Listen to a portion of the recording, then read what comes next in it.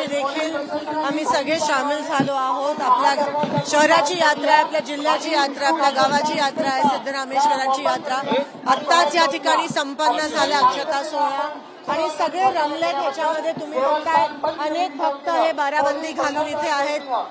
परमपूज्य होडगी महाराज देखील आज ह्याच्यामध्ये शामिल आहेत आणि सगळ्या महिला, सगळे पुरुष, सगळे दूर दूर गावावरून आलेले सगळे आज सिद्धरामेश्वराच्या ह्या चरणस्पर्शी आम्ही चरणस्पर्श करत आहोत, नतमस्तक झालोय। ह्या माणुसकीच्या सागरासमोर आज आम्ही सगळे नतमस्तक झालो आहोत आणि सिद्धरामेश्वराच्या चरणी प्रार्थना करतो की सगळ्यांच्या इच्छा, आकांक्षा आणि मनोकामना पूर्ण होऊ देत।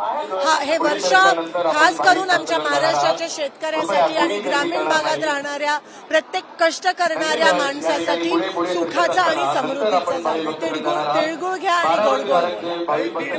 बीडमध्ये आंदोलक टाकीवरती चढलेले आहेत आणि त्यांना विनंती केली जाते आरोपी अटकेत नाही त्यामुळे लोक आंदोलन करतात, काय म्हणणं आहे? नाही, नक्कीच सरकार ह्या बाबतीत अजिबात गंभीर नाहीये। बीड असेल, परभणी असेल, रोज वेगळे पैलू आपल्याला दिसून येत आहेत। नवीन या ठिकाणी नवीन काहीतरी माहिती लोकांसमोर येते आणि तरीही मुख्यमंत्री याबद्दल गंभीर नाहीत। राजीनामा दिला पाहिजे तो पण घेत नाहीत। एकंदरीत आपल्याला दिसून येतं की निगरगट्ट असं सरकार हे झालं आहे।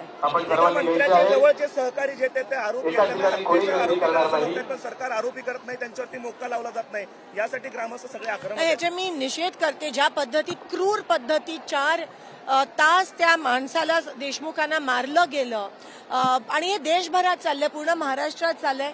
हे कोणीतरी म्हणालं, सुरेश धस म्हणाले की म्हणजे जनावराला जरी असं मारलं तर अंगार शहर आहे, तो माणसाला मारतायत आणि हे पहिल्यांदा असं झालं नाहीये बीड जिल्ह्यात।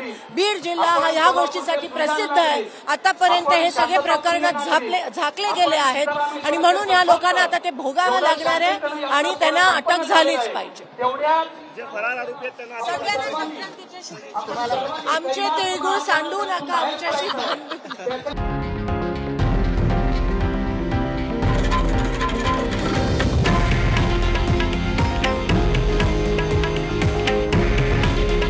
हे आहे देशातील नंबर 1 न्यूज नेटवर्क आणि आपण पाहत आहात TV9 मराठी।